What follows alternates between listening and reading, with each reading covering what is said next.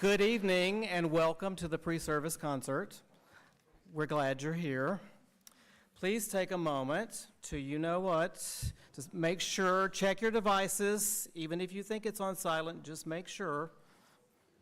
Because ringtones tend not to be in the same keys as the songs we're singing.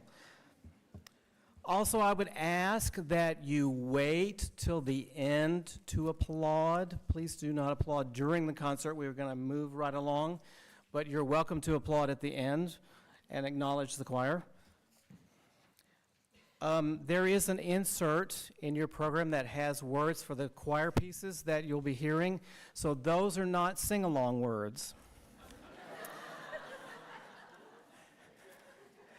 It's just in case you want to follow along, because I would draw your attention to Stars I Shall Find, which has a beautiful text by Sarah Teasdale. Sarah Teasdale. It's a beautiful text, and then the last piece we're singing, Sing of a Merry Christmas, has 1 billion words that go by really fast, so you won't catch them all, so I would follow along. Also, you get to participate in this beginning right now. Will you please rise in body or spirit, and we're going to sing Joy to the World.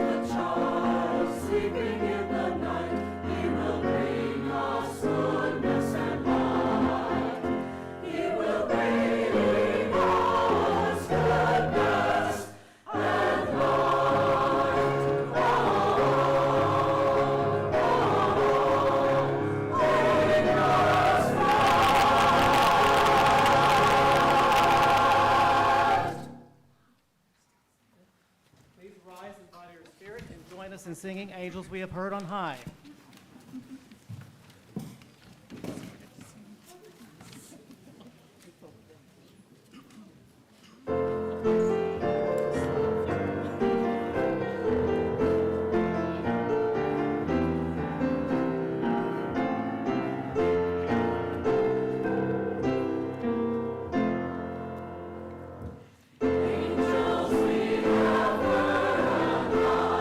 Sweetly singing, oh Lord.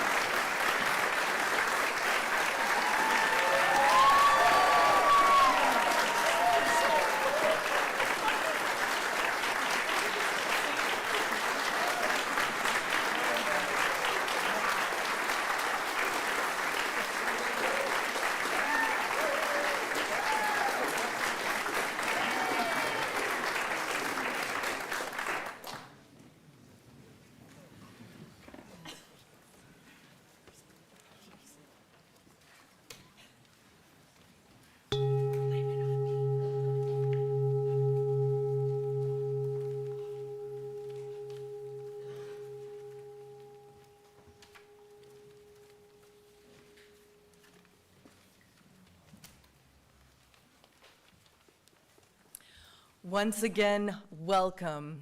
Welcome everyone who has gathered here in the sanctuary, everyone who's joining us from home. Welcome to this night that we make sacred by bringing our love to each other. I am Reverend Audette. I am the lead minister here at UU Asheville, and for those who can't see me clearly, I appear to be a white woman. I'm of a middle age, I'm of a middle height, I have middling length red hair, and tonight I am wearing a black robe with a stole that this congregation made for me with stars on it. It is good to be together, and we're going to begin this evening with an invitation to Christmas written by Sherry Woodbury. On this eve of mystery and magic, let us enter into the Christmas story as if we were there on that holy night. What part will we play this year? Are you the mother, trusting your body to know what to do when the time of birth comes? Are you the father, protecting your vulnerable family from unknown threats on a strange journey? Are you the innkeeper who has no room, or will you take us in? Perhaps you're the animals who hear the child's first cry. But who will sing the songs of rejoicing for the precious babe? Who will rise up and follow the bright star of hope, even if it means a few lost sheep? What wise ones will give away their wealth and remember what to adore? And when the Holy Family must travel once again, who in this harsh land will shelter them? On this silent night, let us search our hearts for our place in the Christmas story that never ends. Let us choose again our role in the incarnation of love.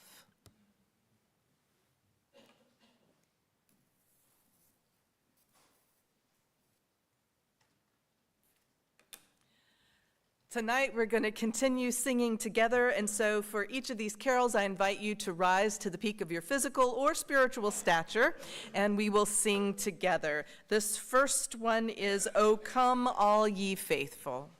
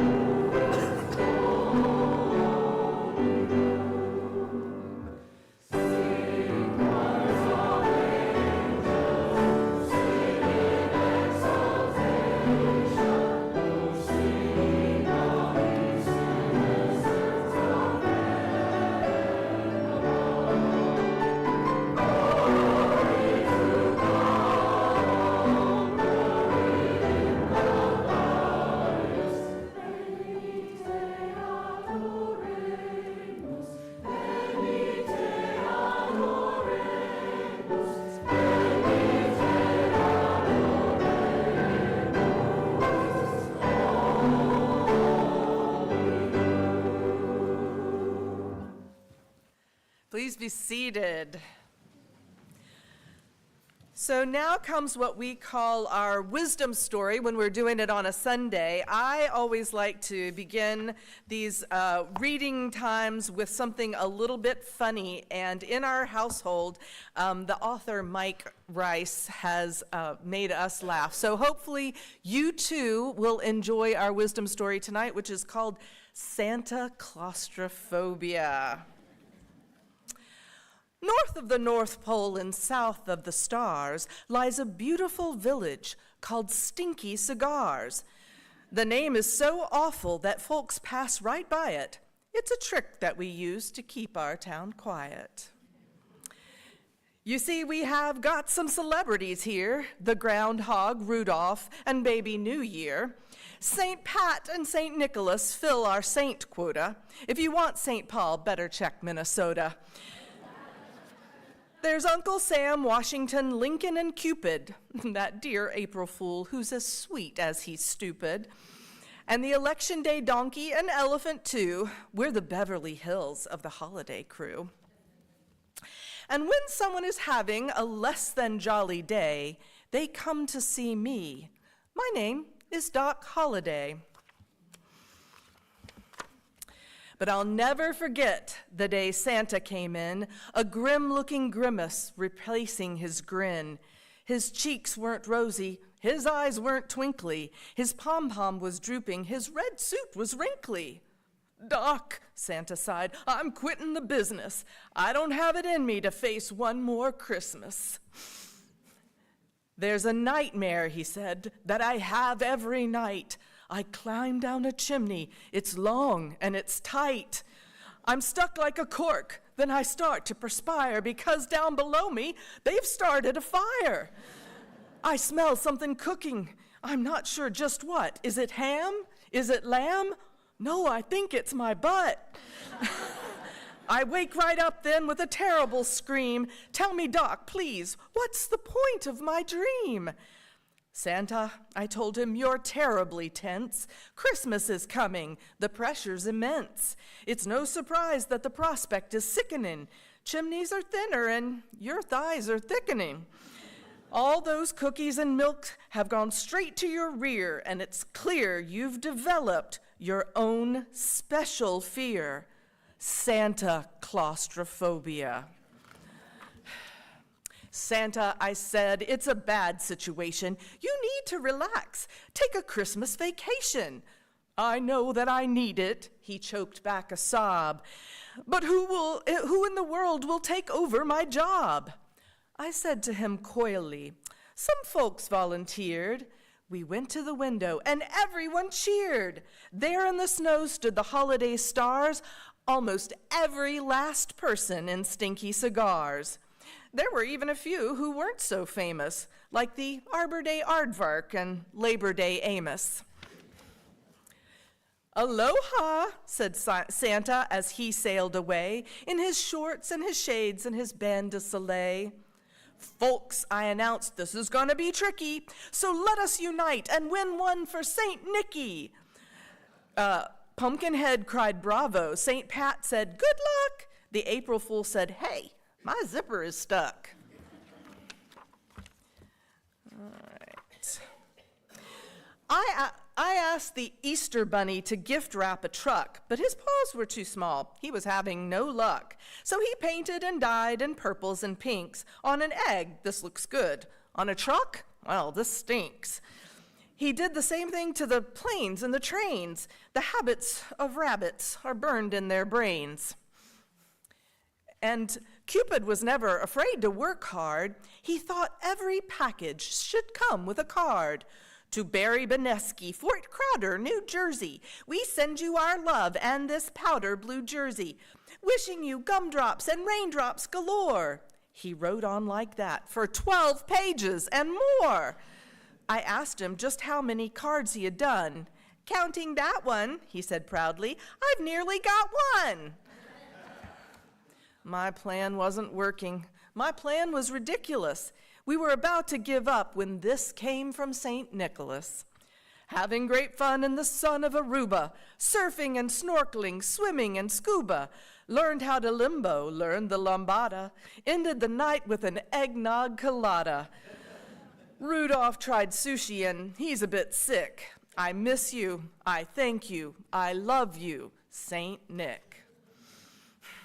Well, the holiday gang worked as hard as they could, and they all did their best, which was not very good. But by the night before Christmas, all was in crisis. The groundhog had eaten the naughty and nice list. Now, April Fool was trying to assemble a bike. Labor Day Amos had gone out on a strike. Six Fathers' Time got their beards in a knot, and Pumpkinhead's head was beginning to rot. Then Lincoln and Washington started to fight. Honest, Abe, can't you do anything right? Hey, I'm on the penny. Well, I'm on the dollar. Stop it, you clowns, I heard Uncle Sam holler. Christmas is coming. You're acting like Scrooges. And then they began fighting, just like the Three Stooges. Through the fighting and tugging, the smells and the tears, a voice, soft and warm, found its way to my ears. I'm back a day early. A small change of plan. I just had to show off my abs and my tan. Saint Nick had come back in the Saint Nick of time. He was rested, relaxed. He looked back in his prime. If chimneys are tight, I think we're on a bit. Let's keep going a little bit. There we go. If chimneys are tight, I've got nothing to fear. I've lost 20 pounds, 19 from my rear. It's good to know, too, that my friends are so kind and that I do more work than this whole town combined. Everyone laughed, and we helped load his sleigh. Thank you all, Santa said. Thank you, Doc Holliday. It hadn't been easy. It hadn't been fun, but we'd all pulled together, and nothing got done. But in a way, I saved Christmas. It gave me a thrill. I'd made Santa happy till he got my bill. And I'd just settled down to enjoy my own Yule when I got a visit from poor April Fool. Merry Christmas. Now we're going to sing together again. Let's sing Jingle Bells. Please rise as you can.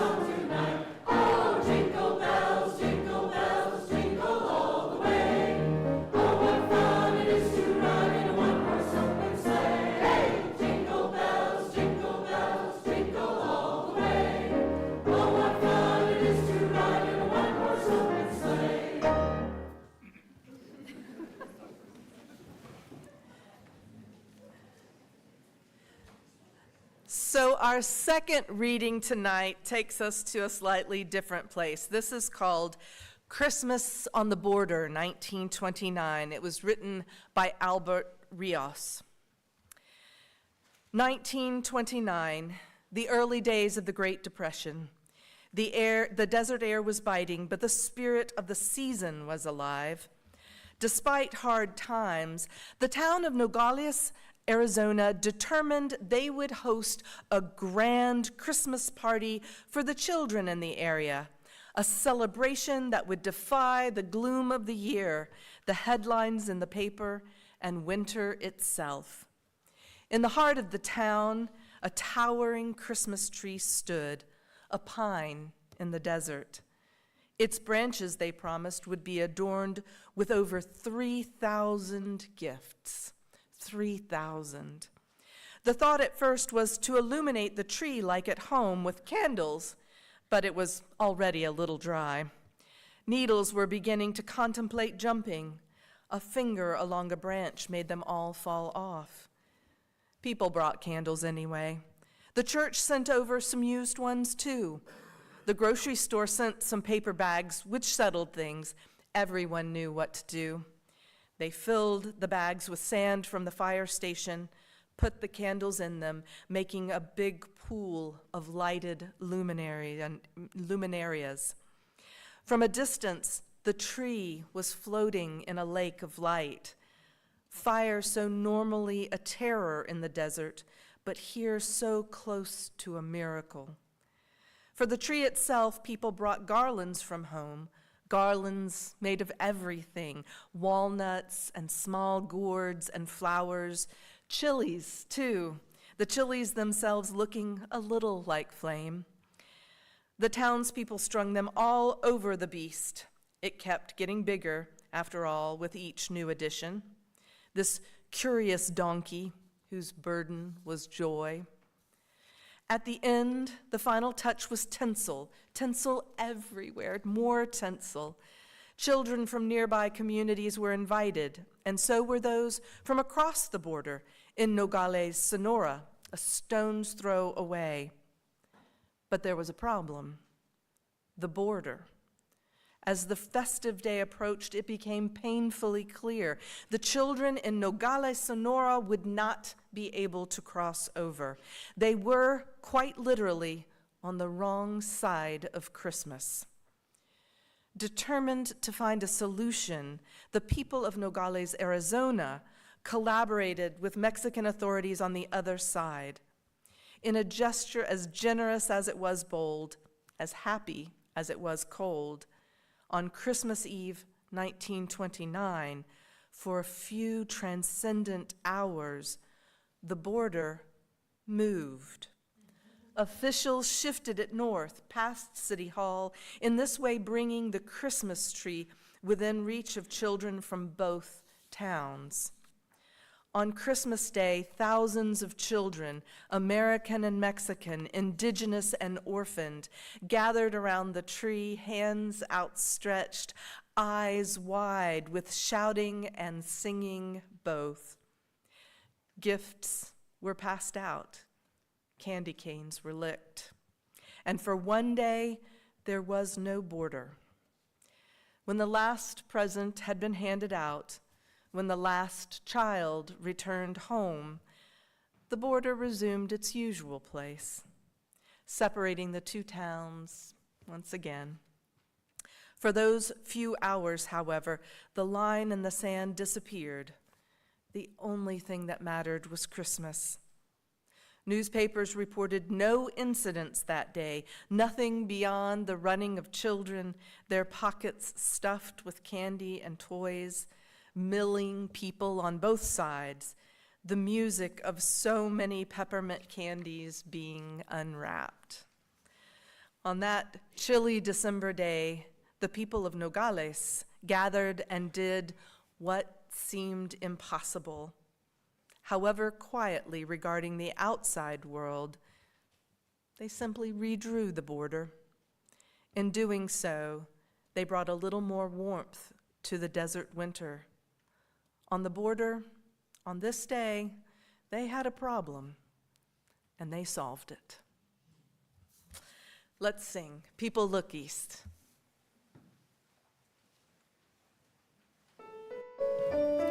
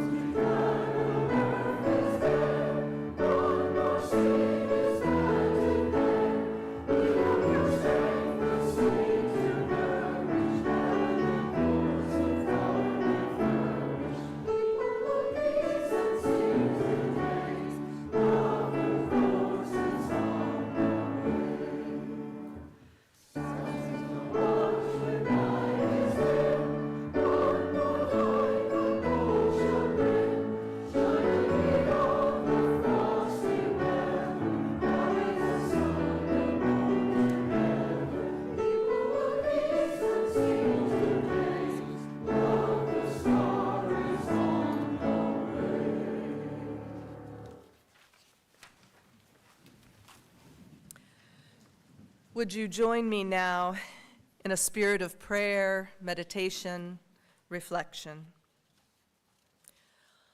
Holy One, name above names, on this sacred night we gather near and far, out of the cold or the warm, out of the darkness, seeking once again that measure of hope that might sustain us for our journeys.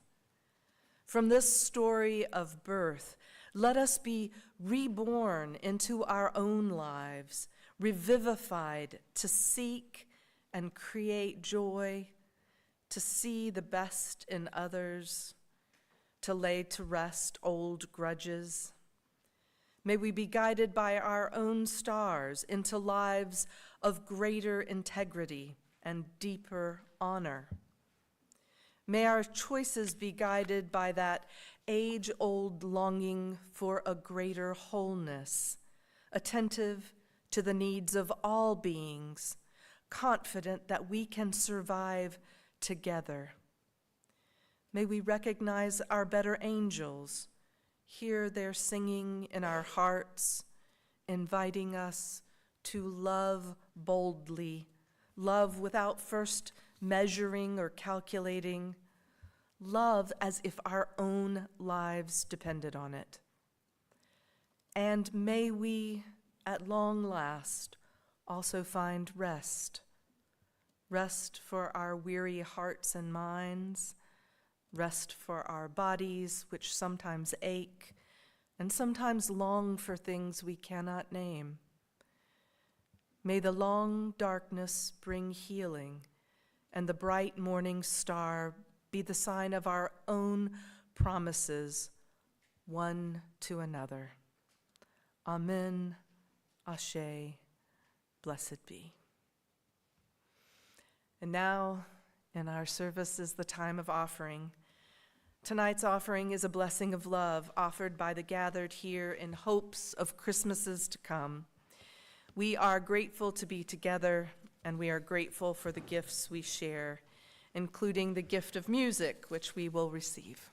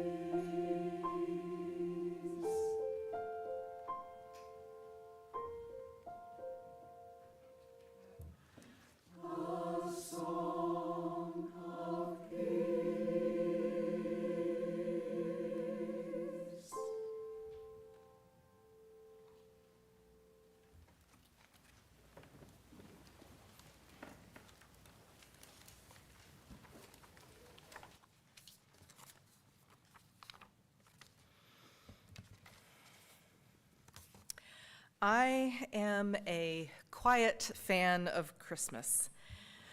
As a child, it was without question my favorite time of the year, and I was always the one awake at 4 a.m., fretfully watching the clock until 5:30 a.m., when my patient for one night only parents allowed us to wake them up on Christmas morning.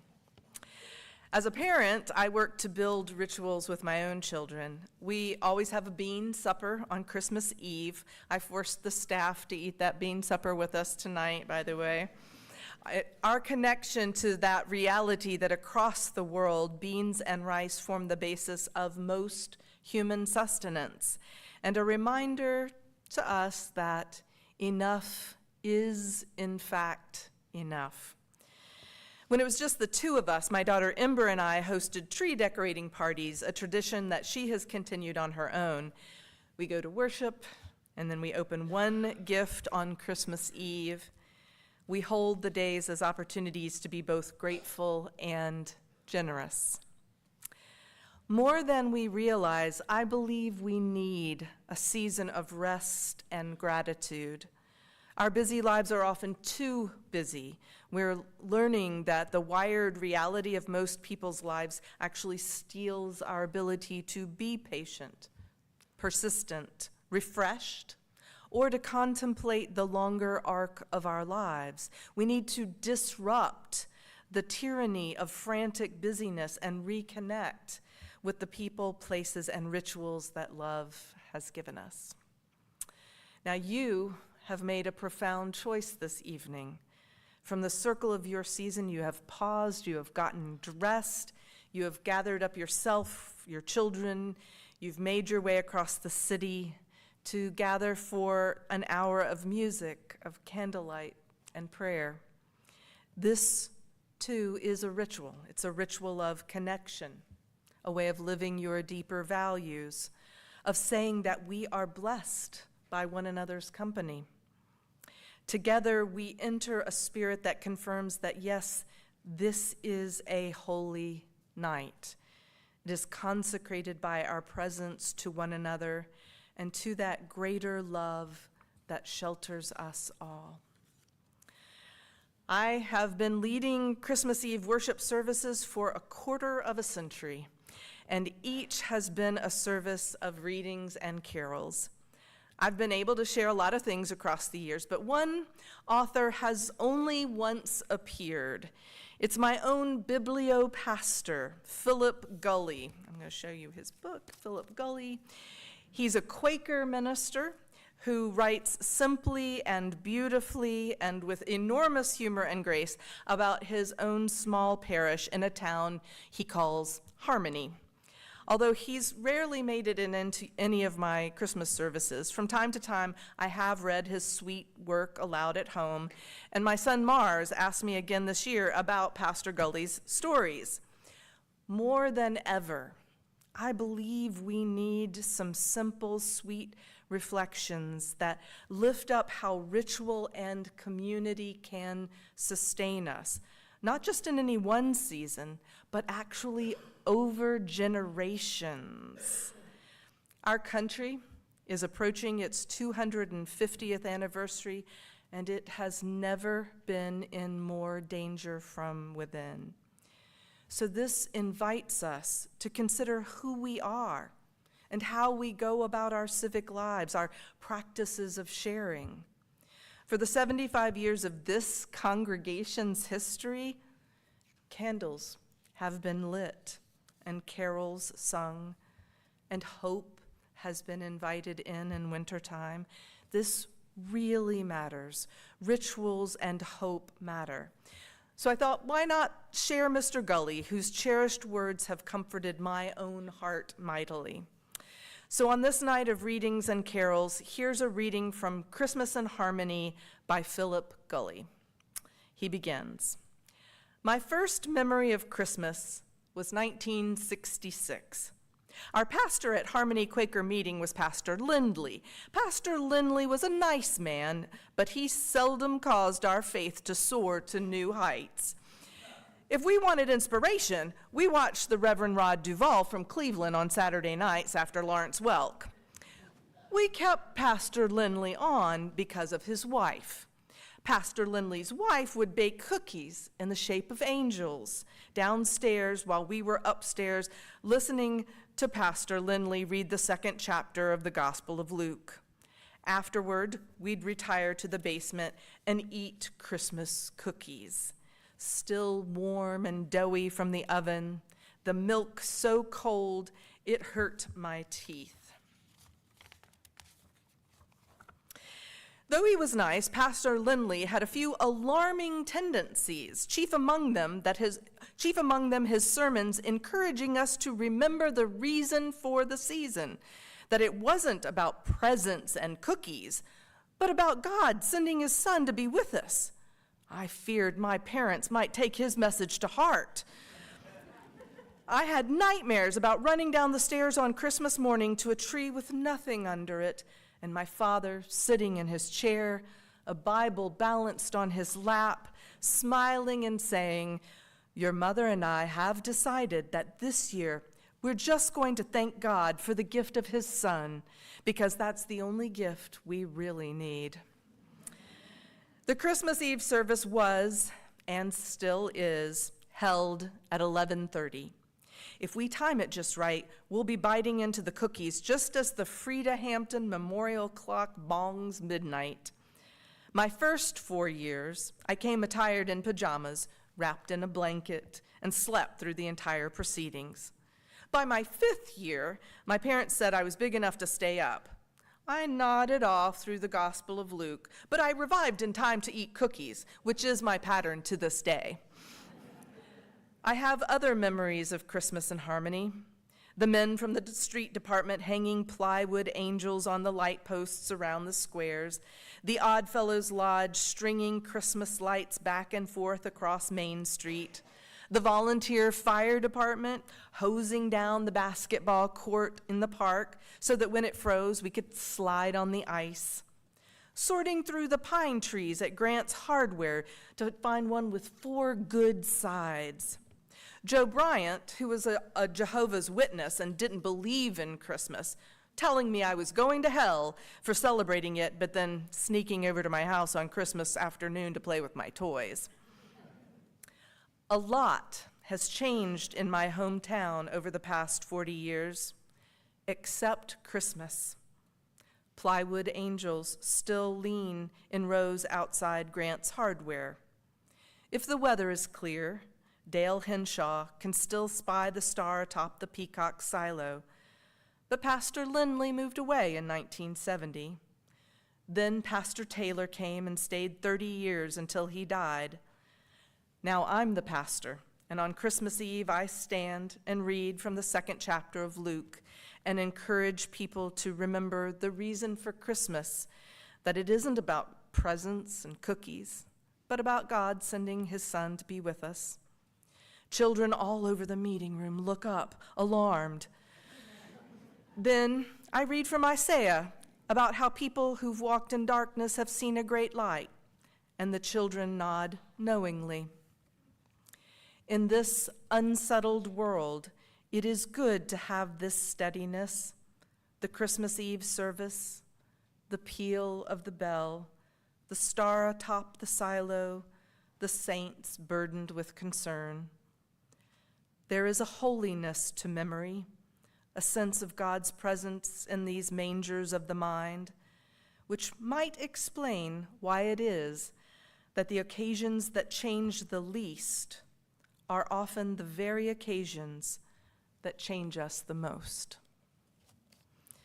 May a spirit of love embrace you, and the warmth of this community and the rituals of generations sustain you in an unsettled world on this holy night and in all the days to come. Amen, Ashe, blessed be, and let us sing. It came upon a midnight clear. It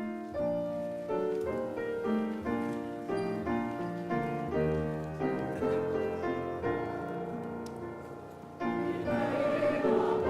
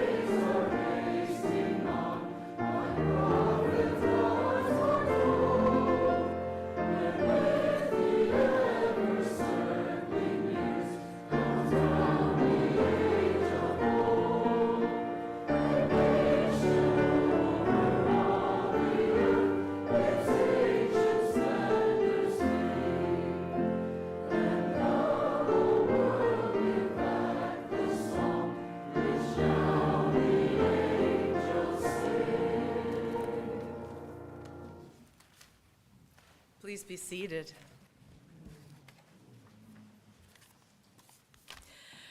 You know, except for a very few times when he has come to one of my services, usually when I'm being installed or something like that, my father, as far as I know, never attended church, but every Christmas Eve, he would gather us as a family, and he would read the passage from Luke, just as generations before us have done. So we also do this tonight. In those days, a decree went out from the Emperor Augustus that all the world should be registered. This was the first registration and was taken while Quirinius was governor of Syria. All went to their own towns to be registered. Joseph also went from the town of Nazareth in Galilee to Judea and the city of David called Bethlehem, because he was descended from the house and the family of David. He went to be registered with Mary, to whom he was engaged and who was expecting a child. While they were there, the time came for her to deliver her child, and she gave birth to her firstborn son and wrapped him in bands of cloth and laid him in a manger, because there was no place for them in the inn. In that region there were shepherds living in the fields, keeping watch over their flock by night. Then an angel of the Lord stood before them, and the glory of the Lord shone around them, and they were terrified. But the angel said to them, "Do not be afraid, for see, I am bringing you good news of great joy for all the people. To you is born this day in the city of David a Savior, who is the Messiah, the Lord. This will be a sign for you. You will find a child wrapped in bands of cloth and lying in a manger." And suddenly there was with the angel a multitude of the heavenly host, praising God and saying, "Glory to God in the highest heaven, and on earth peace." And now comes a special time in our service. First, I'm going to give you a few instructions. Then I'm going to kind of abruptly turn off the lights, which is the only way I can do it, I'm sorry. Then Les will tell you a few secrets about the song that we're going to sing. But first and foremost, please consider that. And you're going to remain seated for all of this, including the singing. You don't need to stand. In 25 years, we've never had a fire, and tonight should not be the first time to break that streak. So that's why when we are, does everyone have a candle? Does anyone need one? Anyone need it? Donald can help you if you still need one. If you need a candle, we can help you with that. Now, we're going to show you the proper way for candle lighting. I'm going to invite Lisa to come up and help me out. Lisa, I'm going to light yours because you're going to just hold it straight up. So as you can see, Lisa's candle is lit, and I'm going to show you how to light your own candle. It's very simple. We don't do this. We're going to take it sideways, exactly sideways. Everybody show me sideways. Sideways. And then straight up and down. Don't change it. Don't lean it. We don't like that. Straight up and down or sideways. It's as simple as that. Now what's going to happen next is I'm going to turn off the lights. I'm going to walk to the edge of each of these rows. I'm going to light the first person's, or where you're going to light it by turning it sideways, and then your neighbors will light from your candle. Does that make sense? All right. I'm going to turn off the lights, and Les is going to pick it up from here. The choir is going to sing Night of Silence, and that will go on for a little bit. Then there'll be a short piano interlude. Then we'll all sing together the first verse of Silent Night. And then you will go on to the second verse of Silent Night, and the second altos and basses will sing with you. The rest of the choir is going to sing another verse of Night of Silence against the second verse of Silent Night. And then there'll be a little key change, and then we'll sing the third verse together of Silent Night.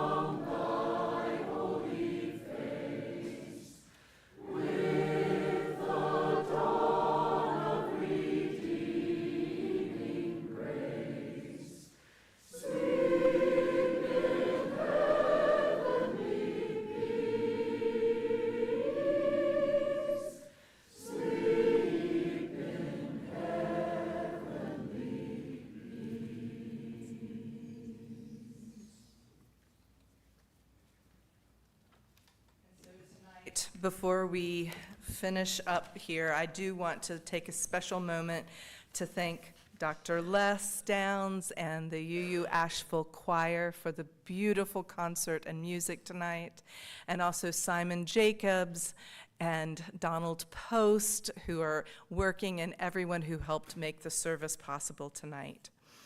I never feel truly that Christmas is here until I hear these words by the Reverend Howard Thurman. This is called The Work of Christmas. When the song of the angels is stilled, when the star in the sky is gone, when the kings and the princes are home, when the shepherds are back with their flock, the work of Christmas begins. To find the lost, to heal the broken, to feed the hungry, to release the captive, to rebuild the nations, to bring peace among all, to make music in the heart. Merry Christmas, everyone. Be blessed in the coming year.